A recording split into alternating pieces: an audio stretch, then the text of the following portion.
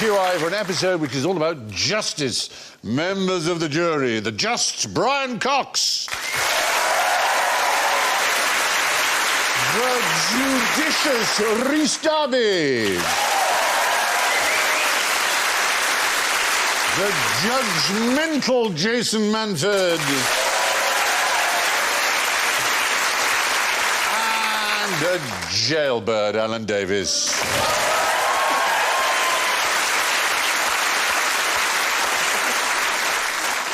Well, in case I nod off during these proceedings, you all know how to catch my attention. It's with a buzzer, and Jason goes. Brian goes. All rise. Rhys goes. Order! Order! And Alan goes. Excellent. So let's start laying down the law. Describe the rules. Oh, he's free! Escapology. I'll tell you what, being a copper back then when everyone dressed like that was well easy. Easy, wasn't it? I think it might be him. It might be that guy. You're going to take this off because the bridge of my nose is rubbing. Oh, you don't want that. Oh, my God, it's Alan Davies. Hi, everyone. Noel Coward was at a rehearsal when one of the actors was picking his nose.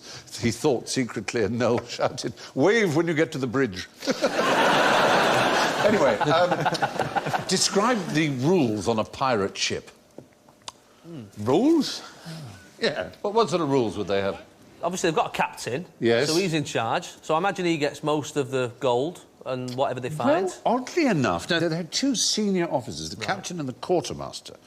And the captain could be vetoed by the quartermaster on all matters except battle. Except rules of engagement when fighting. And they had strong laws. And the quartermaster was, he was about how much they divvied out, including he decided how much the captain got. The captain had no special quarters. He didn't have a, wonderful room such as you imagine in movies. So it's not exactly hierarchical. It's kind of a rule of two, the quartermaster and the captain. Otherwise, it was more or less a democracy in a strange sort of way, but with strict rules. For example, in Captain Bartholomew Roberts' ship, the Fortune, there was no gambling. It was like a boarding school. No smuggling girls into the dorm. No playing music on a Sunday. And lights out at 8 o'clock sharp in the evening. It's rubbish being a pirate. I know. It's not quite what you imagine, My is it? dad, the captain. That's rubbish. Where are you going to smuggle these girls from, anyway? That's true. Do you rescue one from the sea? No. There is a wonderful book that when Vic Reeves was on, he mentioned he was an expert on piracy. He loves a pirate, Vic Reeves. He loves pirates, and it's a book that both he and I read called Sodomy and the Piratical Tradition. And it is a very well-known book sorry, Brian. of history. No, it is. We're quite highbrow and intellectual. It is a very serious work of history and very interesting, which goes into the way these things were run. But obviously with the emphasis on the sodomy. But there was also... And were there rules surrounding that particular pursuit? There were rules, indeed there were, absolute, very strict rules. You couldn't just take whomever you pleased. What are the rules of sodomy? Not on Sundays. It's eye-wateringly complex. Yeah. Right? You're too young and too innocent to know. Okay. Honestly. Really. For future reference. Stick to small things like supernovas. This is really too explosive. Eye-wateringly complex. When it came to women aboard, the articles of Captain George Lowther, who was a famous pirate of his day, said, "If at any time you meet with a prudent woman, that man that offers to meddle with her, without her consent, shall suffer present death." So meddling with a prudent woman without her consent got you death. So they really were very strict with each other. So meddling was rape, really? I think essentially we're talking about rape. Lost its meaning by the time Scooby-Doo came on. Exactly.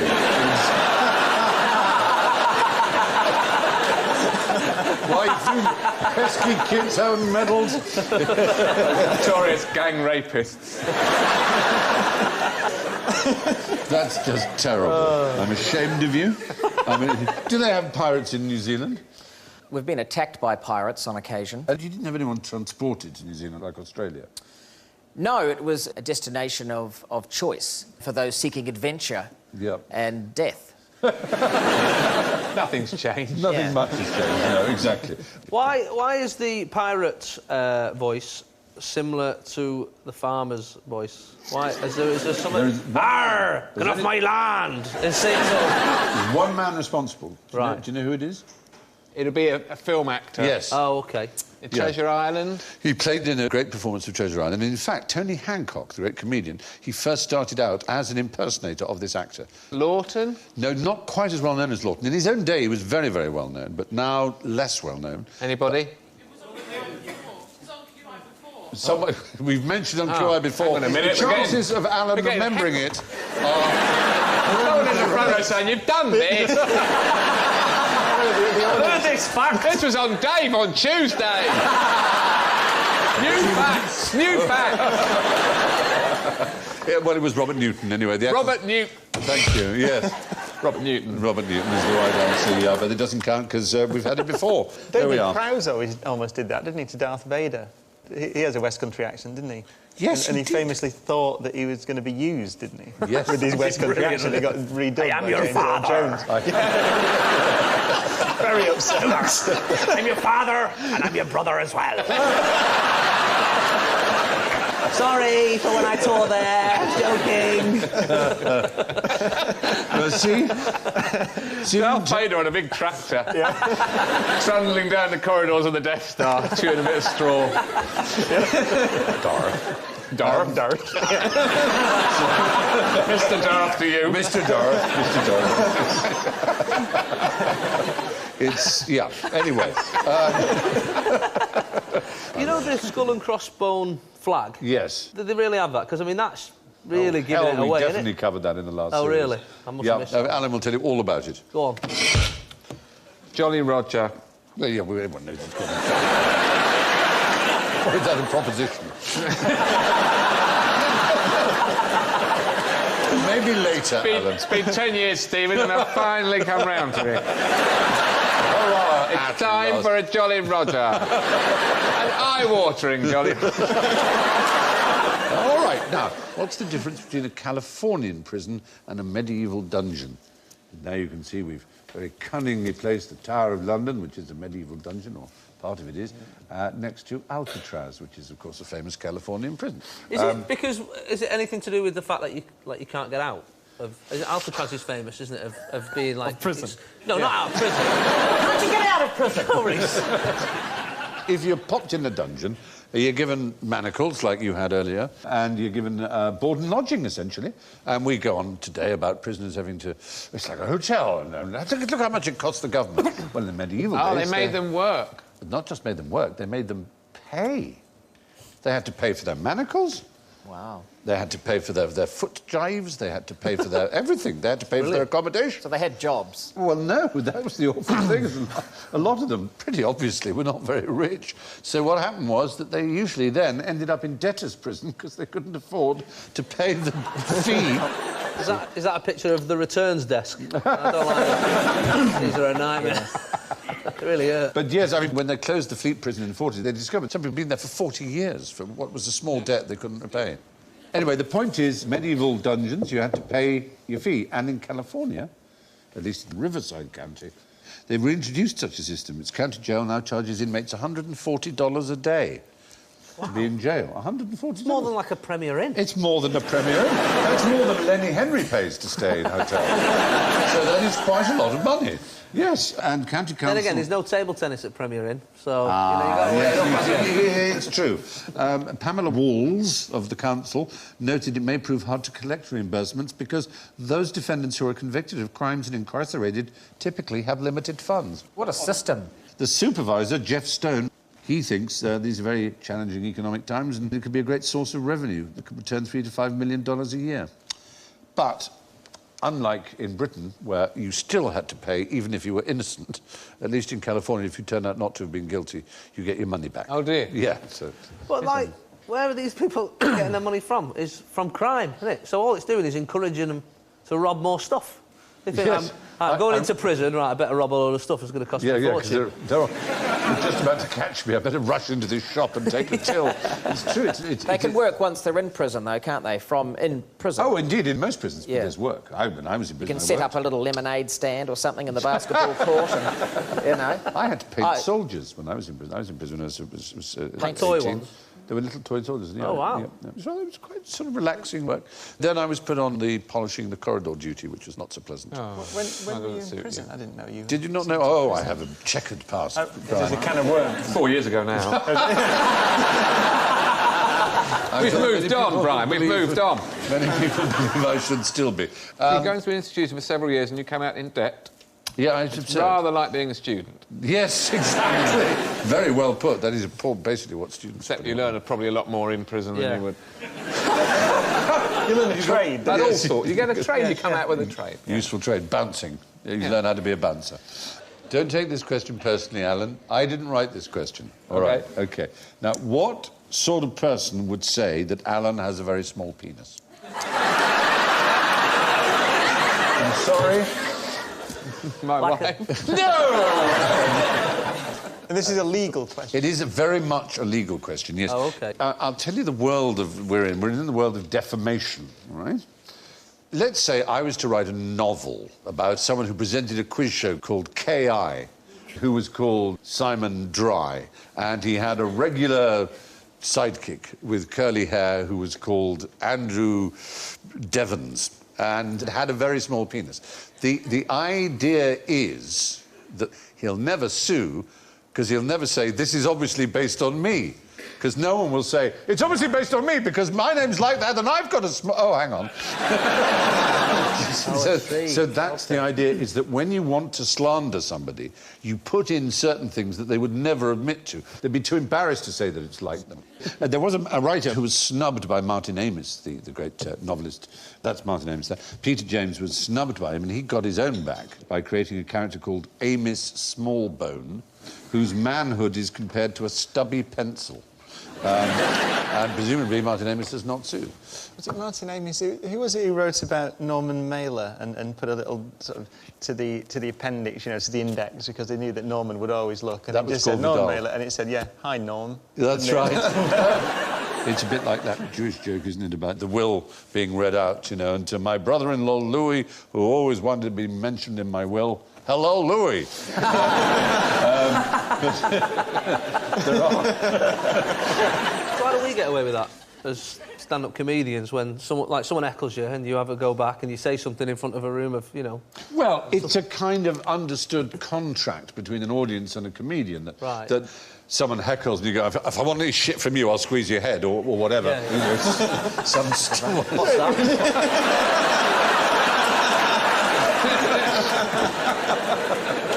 So, what else would you say? What other things? Just an example. Give away my best heckle remarks. But what I mean is, if you made a joke heckle, that's not defamatory. Okay. I think that's the point. Tit for tat doesn't stand up in court, does it? No, I don't think so, exactly. He started it. Yeah, exactly. But there are various defences. And in the case, which is an obviously untrue one, of Alan's small penis, for example, one defence is the truth.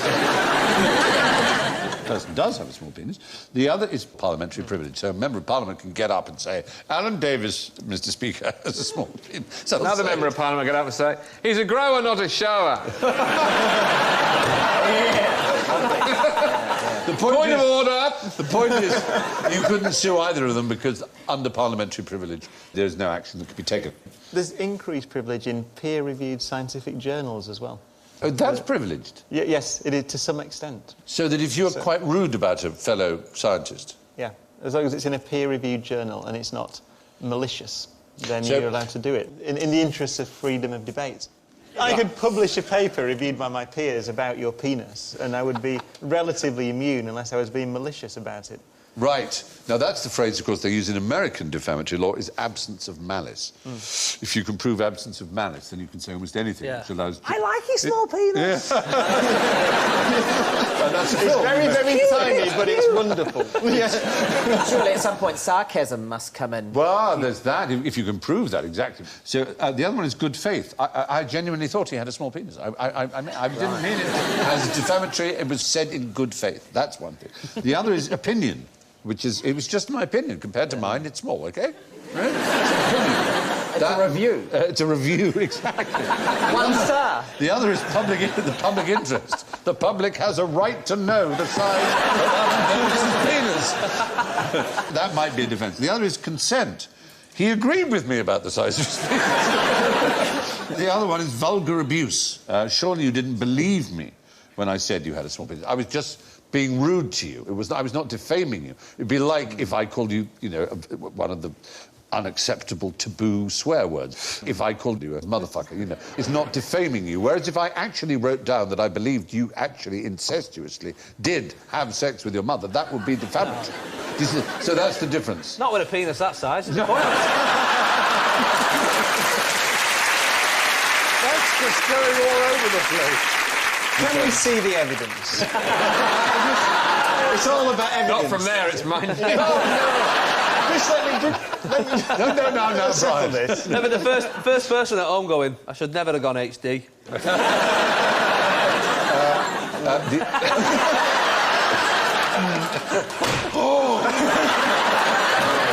Rise.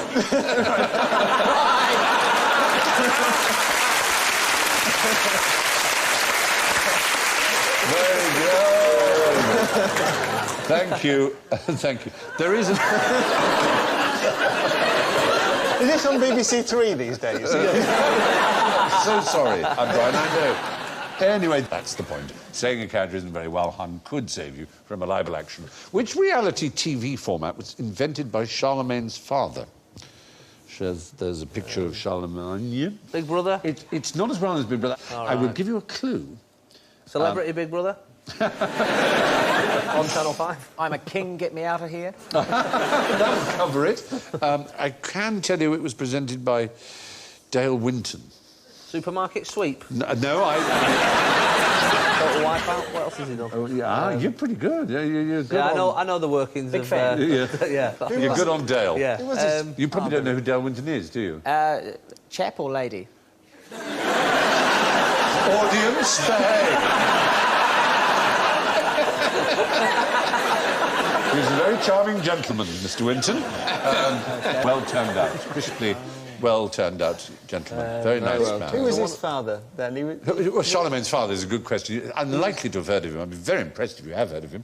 He was Count Pepin the Short, unfortunately. But if you go back to... This is even pre-medieval. This is Dark Ages. If you go back to that time, justice was meted out in all kinds of odd ways. And one of the odd ways, it was a system of testing, which was called an ordeal. An ordeal. Ordeal. There were various kinds of ordeal. So ordeal or no ordeal? Oh, no.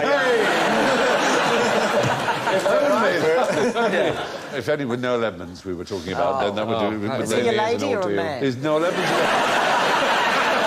Well, ordeals. This particular ordeal involved... two people had a quarrel, and they both had to make the shape of a cross, see? And stay there. I don't know what that's about. Someone said he's got a small penis. Are you a real doctor? It was called Judicium Crucis, the justice of the cross in Latin. And basically, it's a bit like those school punishments where they make you do that, if you ever did that. The one who just dropped his hands first was wrong. And it happened to the Archbishop of Paris with the abbot of Saint-Denis. Only they would use champions to do it for them. So they would say, you on my behalf, stand for as long as you can in the cross. And in this case, the Archbishop of Paris won. It's a pity you have to nominate someone, because if you didn't, you could just pick on old people, couldn't you, in those days, did you know that? You could have ordeals by tickling. They genuinely had all kinds of ordeals. Ordeals by water, ordeals by fire, and so on. But there is a car game. Is it that one where you've got to keep your hand on the car? Yeah, and then the last one wins it. You see? Yeah. You do know it. Yes. Dale Winton presented, I think on Channel 5, an endurance game show based on a Japanese original called touch the truck. That's Dale there. I'd love to watch that. That's Just him. loads of people touching a car and then that's it. Yeah. For an hour. For an hour? 81 hours. It's Well, I'd because Sky Plus it and fast forward through yeah, it. I was gonna say, it's basically the last one to give up on touching the truck. But it doesn't do anything. You just stand there. No, you have to with your touch it. hand. Yeah, it's going 80 mile an hour. That's a game show. You were allowed you were allowed a 10-minute break every 2 hours and 15 minutes every 6 hours. This is made up, isn't it? No one would... If you fell asleep, you were disqualified, so you had to stay awake.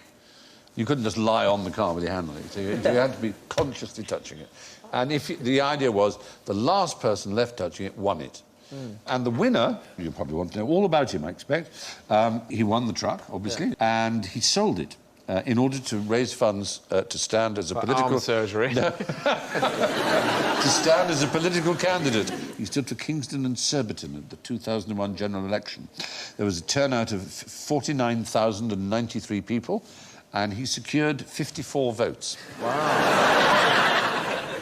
We do it in New Zealand. It's a radio show contest. It quite often happens. Yeah, we're probably the last country still doing it. It's the only way you can get your cars back in New Zealand.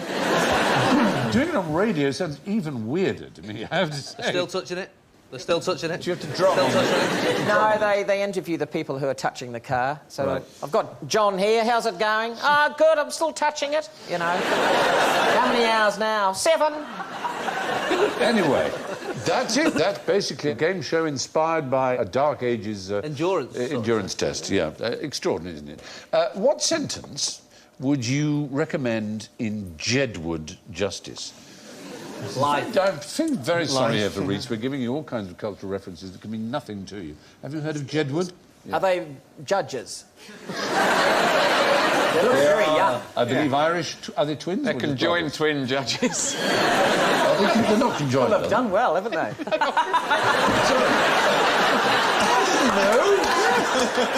That's the whole thing about us, the whole point of them is they that all they're conjoined. Are they? They're conjoined twins, yeah. No, it looks like they are. Joyce, come on! Who has the arm in the middle? They do look a little strange, I have to say, but that's probably because of the wig business. No. Nothing to do with it. Okay. It's got nothing to do with it. But anyway, there really is such a thing as Jedward Justice. This predates these twinsters. Maybe that's where they got the name from, really. Oh, I don't think so, really. This is a town which was originally called Jedward, and then it changed its name to Jedburgh. It still exists. Jedburgh, you may have heard of it. In the northeast. It is. It's on the borders, in fact. It's a border town, and that's the clue, really. The borders, as you know, suffered throughout history. Incursions and raids from England, raiding through Scotland, stealing, and vice versa. And they were often summarily hanged without a trial, and it was known as Jedward Justice. And our name for that, where someone is especially killed without a trial, is... what word do we use for that? Oh, lynch mob. Lynch. Now, where does the word lynch... Why is it called lynch? I have absolutely no idea. Well, there's a claim to the origin of the term lynch, which is a man called James Lynch Fitzstephen, who was the mayor of Galway in Ireland, and he hanged his own son from the balcony of his house after convicting him of the murder of a Spanish visitor in 1493. Wow. So that's pretty bold, isn't it? Wow. That's on a bike. It's extreme. He learned his lesson. He never did it again. No. Did you say hanged his own son for stealing a bike? No. What did you think I said? I misheard you because I'm so hungry. I don't know why I can't concentrate when I'm hungry. Killing a Spaniard. For killing a Spanish visitor, yes, Spaniard. He killed... Do you not listen to... No, he doesn't. I'm starving hungry. Are you?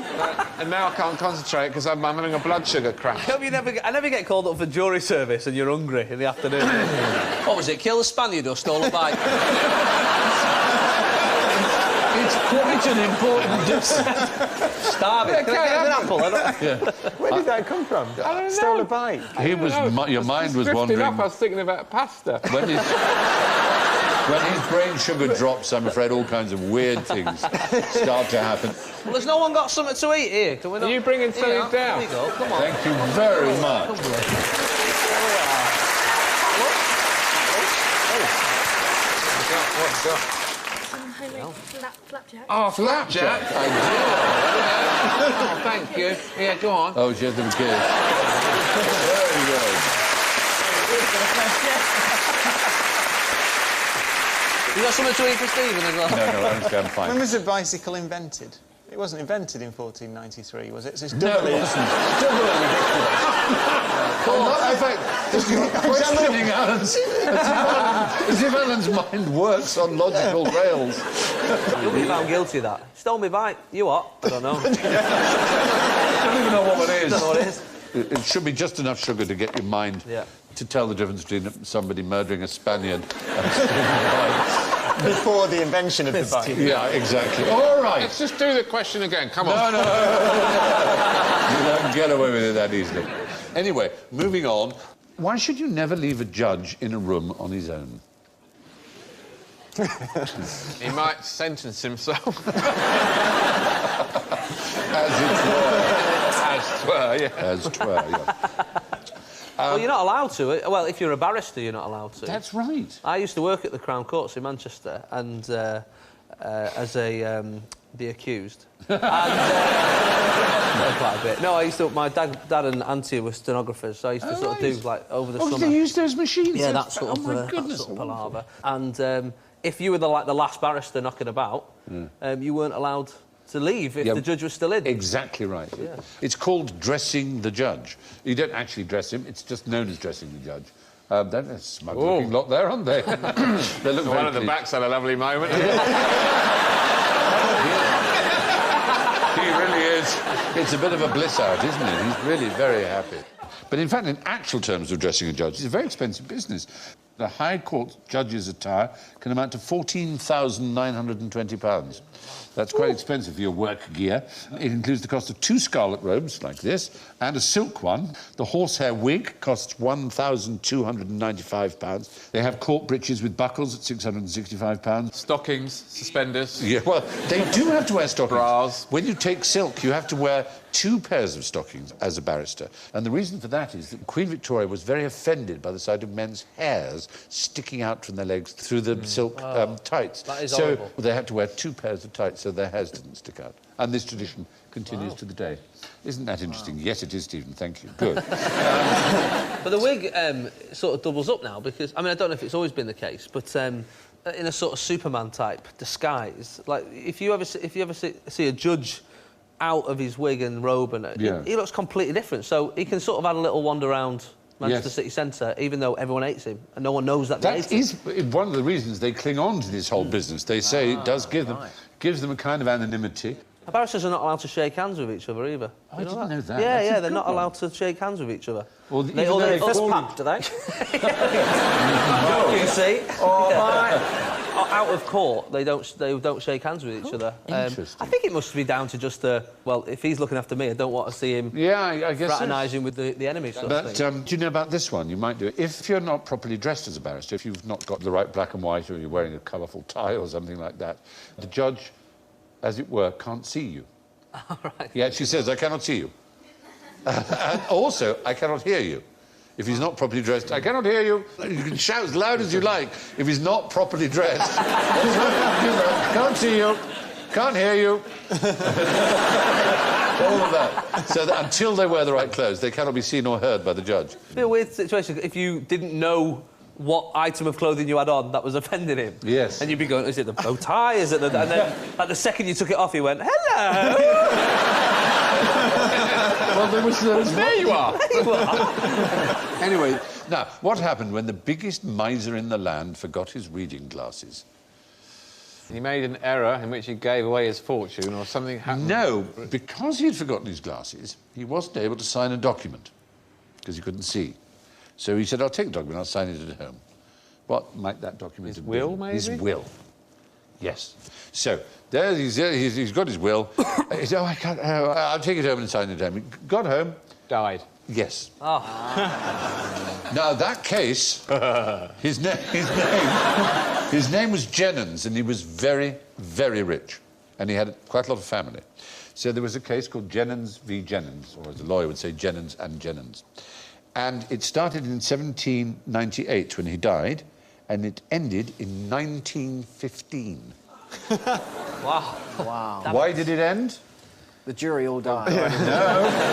Well, the Jennings died. No. Oh, they found his glasses. Because...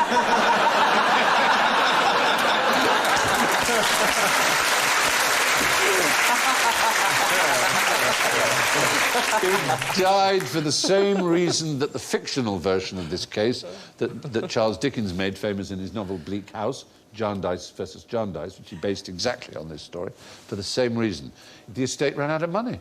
The lawyers had used up every penny of the estate. Doesn't that tell you everything you need to know? And Bleak House, of course, which is one of Dickens' absolute masterpieces, has this court case running through it, Jarndyce versus Jarndyce. And it's been going for dozens of years in Chancery. But he wrote that in 1852. And this Jennings case had been going on for 54 years. And Dickens was little to know that it was to carry on going till the First World War. I mean, it's staggering, isn't it? And all because the man forgot to sign his will. These people were so desperate, so rapacious. We didn't forget that he died. Well, no, he Here they are. there they are.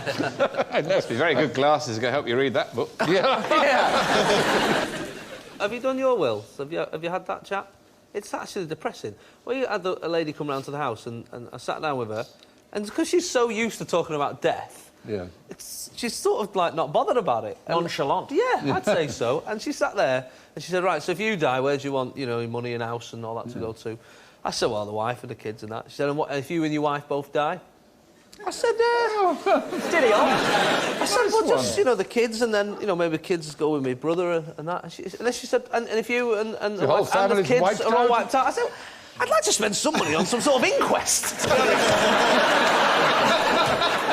what the hell went on? Wiped a family of 5 off the planet. Mine was a bit more circumspect. They kept finding different words for die. They were, and if you both go... We'll both gathered to the bosom of Abraham. Well, I suppose that's their job, isn't it? Basically, no, I think I better. Well, I can't remember. You can have my collection of Wagner records. Thanks. Make him sign it now. You'd be very keen for me not to sign it, I suspect. No, he was considered the richest commoner in the land, the richest non-aristocrat.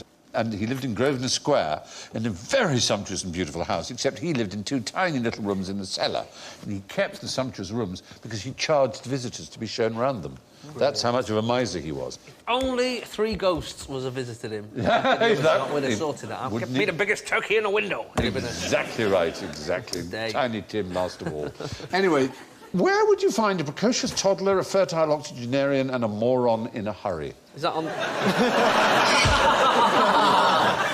Buckingham Palace. Oh! Like Celebrity Big Brother. Are they calling Lee Evans a moron there? That seems very tough. He's a precocious toddler, and that... Oh, I see.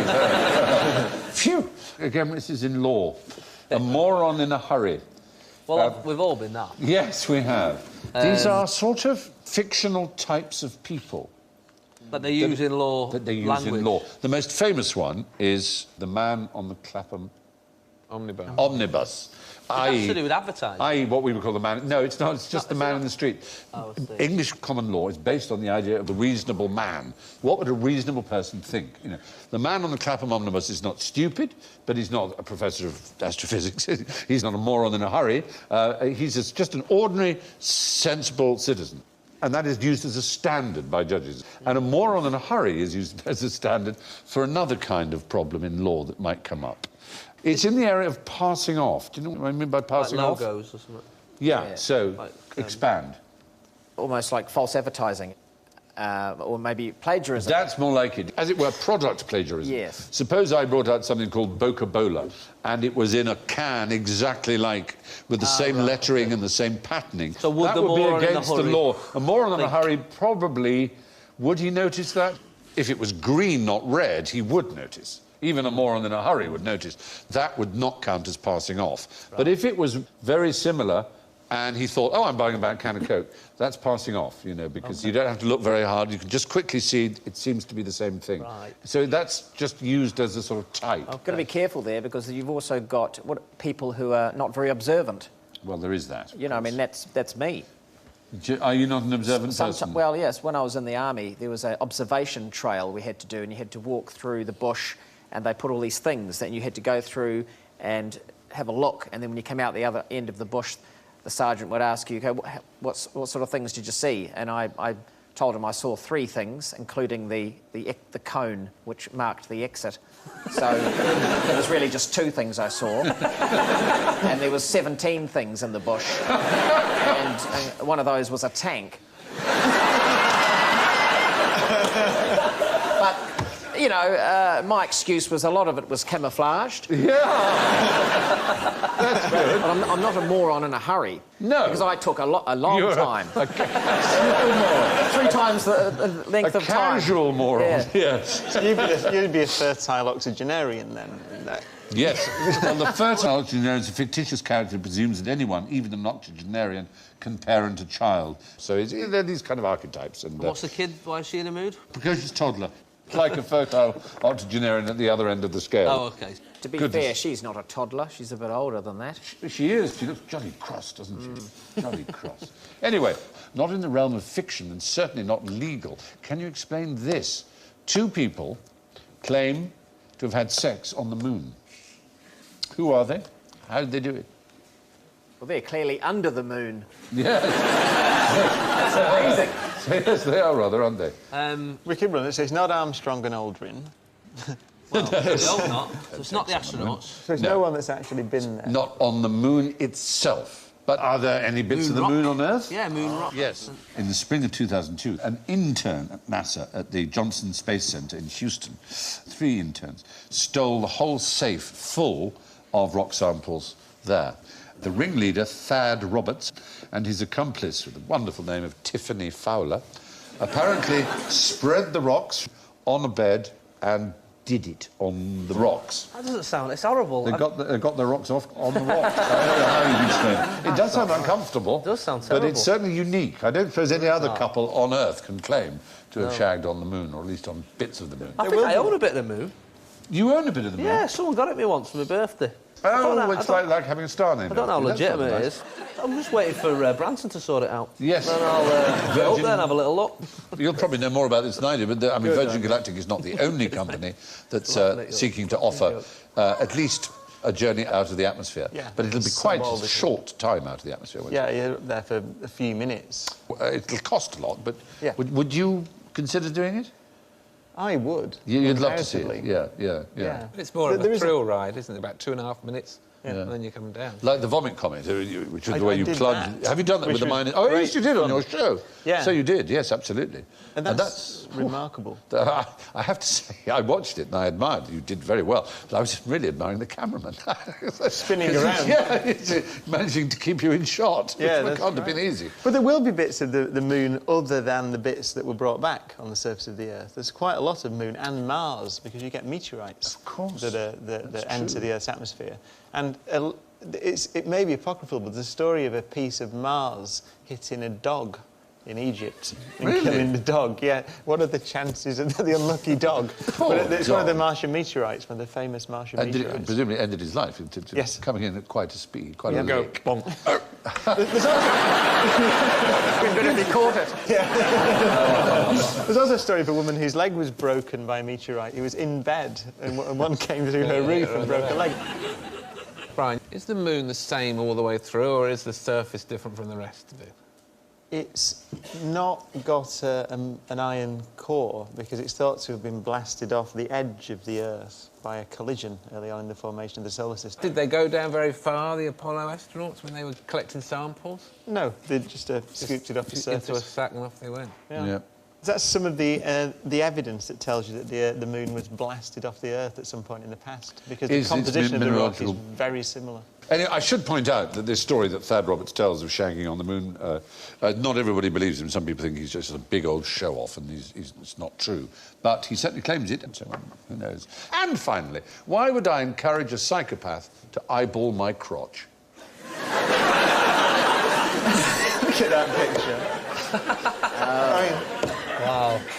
This is one of those that I don't think we want to know the real answer. No. Nice idea. Would it release the tension? Well, I'm afraid we're back in the weird world of the 1960s, and then we're in the world of theoretical psychiatry. And it won't surprise you to learn that it was in California. There was a psychologist called Paul Bindrim who pioneered nude psychotherapy in 1967 at a nudist resort. And he devised discomforting exercises, one of which was called crotch eyeballing, in which participants were instructed to look at each other's genitals and disclose the sexual experiences they felt most guilty about, while lying naked in a circle with their legs in the air. I'm afraid there was a doctor at Oak Ridge Hospital for the Criminally Insane, a Canadian psychiatrist called Elliot Barker, who did a marathon nude psychotherapy session for criminal psychopaths. These raw, naked, LSD-fueled sessions lasted 11 days. Wow. 11 days, you give a psychopath LSD, take their clothes off, and... But you see, I believe in evidence-based medicine, so if that can be shown to work, it should be available on the NHS. I agree. It doesn't matter. You're right. How ridiculous You're so it right. is. I, too, am an empiricist like you. You'll be pleased to know that the average rate of recidivism amongst psychopaths is 60%. Amongst those who did that programme, it was 80%. There we are. Wow. Therefore, we think it's a bad idea. Recidivism. Oh, I see. Recidivism is when you do it the crime again. Yeah. But why don't we try it? Let's get up. Let's all get up and show each other our genitals. Come on. Come on. There's a lot of people getting cameras out.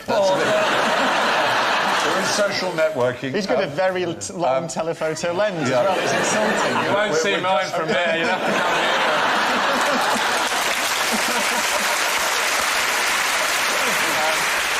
Maybe the audience can take their clothes off as well. You feel good about that? Yeah, I feel more comfortable. OK. I hope the BBC lets us show this moment. So, 1, 2, 3... Trousers off. Oh, dear, we seem to have a technical problem. We're working to fix that as soon as we can. And good, it's fixed now, so let's get straight back to QI. Hopefully we haven't missed anything quite interesting. That was very good. That worked well. I thought that was very, very good. That was interesting. Very interesting.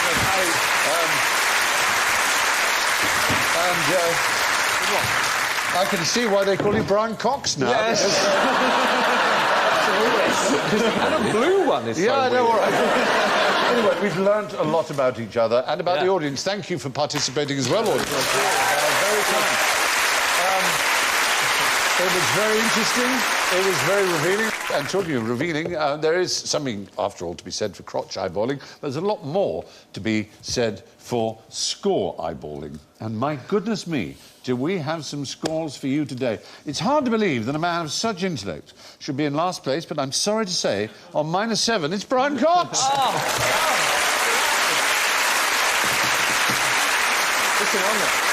And on -2, Jason Manford. Oh dear. In second place, with a magnificent plus score of 3, is Rhys Darby. Oh, well, thank And can we believe it, ladies and gentlemen, with a towering 5 inches, a towering 5 points, Alan Davies.